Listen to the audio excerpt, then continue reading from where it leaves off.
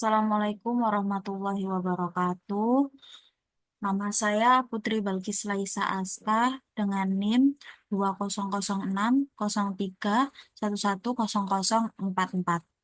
Di sini saya akan sedikit mempresentasikan tentang penelitian saya, yaitu sintesis hijau senyawa basasif dari vanilin dan anilin sebagai inhibitor korosi pada logam seng dengan electrochemical impedance spectroscopy.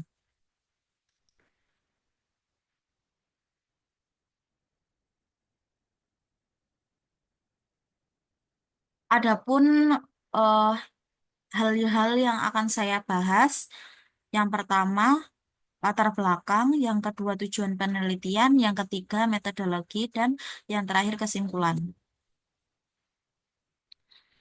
Pada latar belakang, perlu diketahui saya akan menjelaskan mengenai korosi pada logam seng, pencarian inhibitor korosi, dan senyawa basasif. Korosi pada logam seng. Logam seng rentan terhadap korosi yang dapat menyebabkan kerusakan dan kerugian ekonomi. Pengembangan inhibitor korosi organik yang efektif dan ramah lingkungan menjadi sangat penting. Adapun pentingnya pengembangan inhibitor korosi. Yang pertama, meningkatkan ketataan material. Inhibitor korosi organik dapat membentuk lapisan pelindung yang efektif pada permukaan logam, sehingga mengurangi laju korosi. Hal ini sangat penting dalam industri yang menggunakan logam, seperti industri minyak dan gas, untuk meningkatkan umur panjang komponen dan mengurangi kebutuhan perawatan. Yang kedua, ramah lingkungan. Inhibitor korosi organik berasal dari sumber daya alam dan tidak menghasilkan dampak negatif pada lingkungan. Mereka dapat mengurangi kerugian lingkungan yang disebabkan oleh korosi, seperti pencemaran air dan tanah. Selain itu, inhibitor organik lebih mudah didapat dan biodegradable, sehingga lebih ramah lingkungan dibandingkan dengan inhibitor anorganik. Yang ketiga, biayanya yang lebih rendah. Penggunaan inhibitor korosi organik dapat menghemat biaya operasional karena tidak memerlukan biaya yang tinggi untuk perawatan dan penggantian komponen yang rusak. Selain itu, inhibitor organik lebih sederhana dalam proses perlakuan dan penggunaannya. Selanjutnya yaitu mengenai basasif. Senyawa basasif memiliki potensi yang besar sebagai inhibitor korosi karena mempunyai karena kemampuannya untuk membentuk lapisan pelindung pada permukaan logam. Berikut ini adalah beberapa aspek penting mengenai potensi ini. Yang pertama, struktur kimia dan sifat adsorpsi. Basasif adalah senyawa organik yang terbentuk dari reaksi antara amina dan karbonil.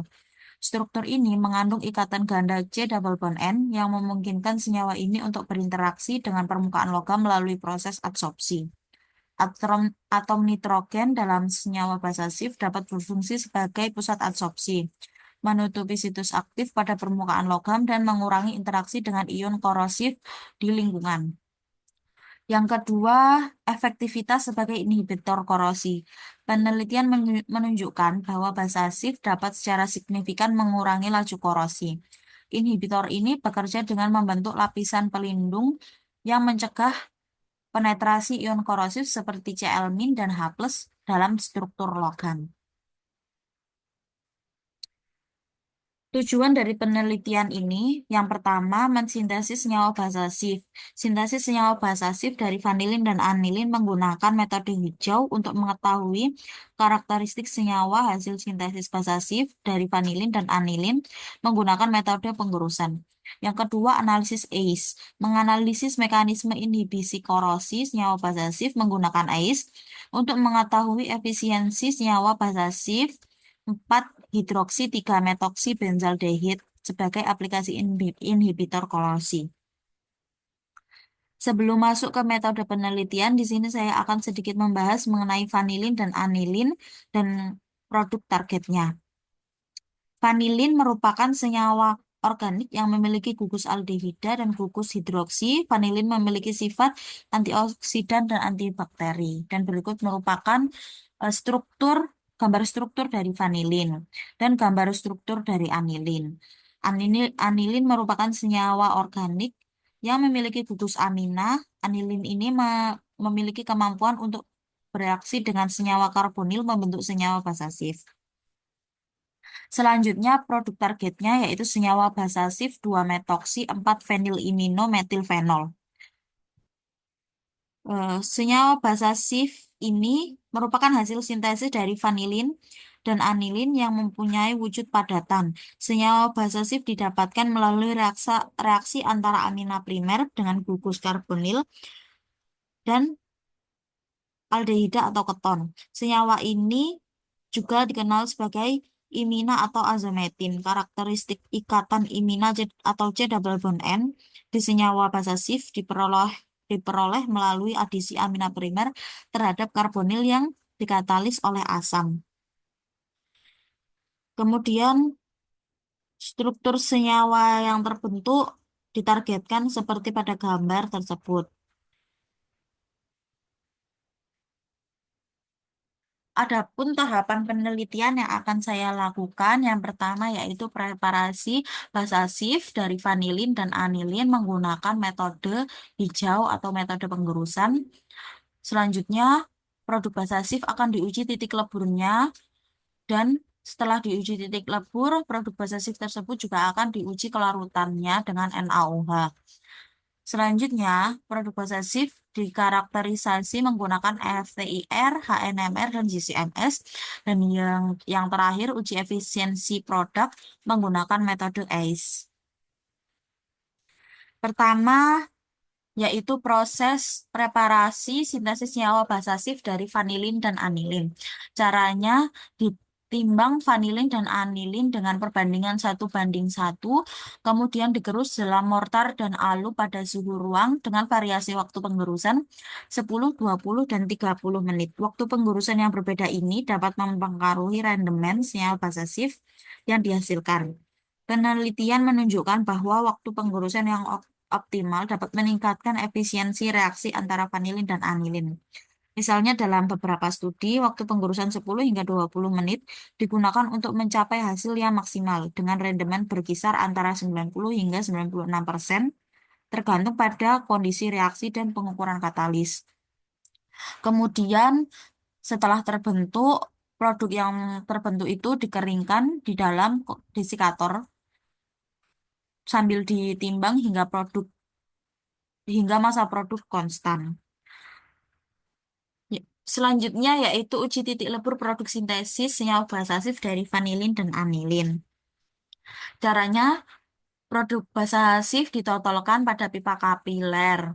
Setelah ditotolkan, dimasukkan pipa kapiler di dalam MPA atau melting point aparatus dan diuji titik lelehnya, kemudian dicatat hasilnya. Kemudian karakterisasi yang akan dilakukan pada senyawa basasif yang terbentuk yaitu FTIR, HNMR, dan GCMS. FTIR dilakukan untuk menganalisis gugus fungsional dalam senyawa basasif dengan menentukan frekuensi vibrasi ikatan dalam senyawa. HNMR digunakan untuk menentukan struktur senyawa basasif dengan menganalisis pergeseran kimia proton dalam senyawa. GCMS digunakan untuk menganalisis massa molekul dan struktur senyawa basasif dengan menentukan rasio massa terhadap muatan. Dan uji yang selanjutnya yaitu uji inhibisi korosi pada logam seng. Metode imersi adalah teknik yang digunakan untuk mengevaluasi laju korosi suatu material. Pengujian logam seng yang dicelupkan ke dalam larutan korosif yang mengandung senyawa basasif. Metode ini dapat memberikan wawasan mengenai aktivitas senyawa tersebut sebagai inhibitor korosi. Kemudian diukur kehilangan berat logam seng setelah direndam dalam larutan korosif diukur. Dan permukaan logam seng diamati menggunakan mikroskop untuk menilai tingkat korosi. Berikut merupakan hasil dari analisis ACE. ACE merupakan teknik elektrokimia yang digunakan untuk menganalisis perilaku korosi pada permukaan logam. Plot NIS adalah data ACE diplot dalam bentuk plot NIS yang menunjukkan resistansi dan reaktansi impedensi. Kesimpulan, senyawa basasif yang disintesis dapat dikatakan berhasil apabila saat dikarakterisasi memiliki potensi sebagai inhibitor korosi pada logam seng. Analisis ACE menunjukkan bahwa senyawa basasif mampu membentuk lapisan pelindung pada permukaan logam seng dan mengurangi laju korosi. Sekian presentasi dari saya. Terima kasih. Wassalamualaikum warahmatullahi wabarakatuh.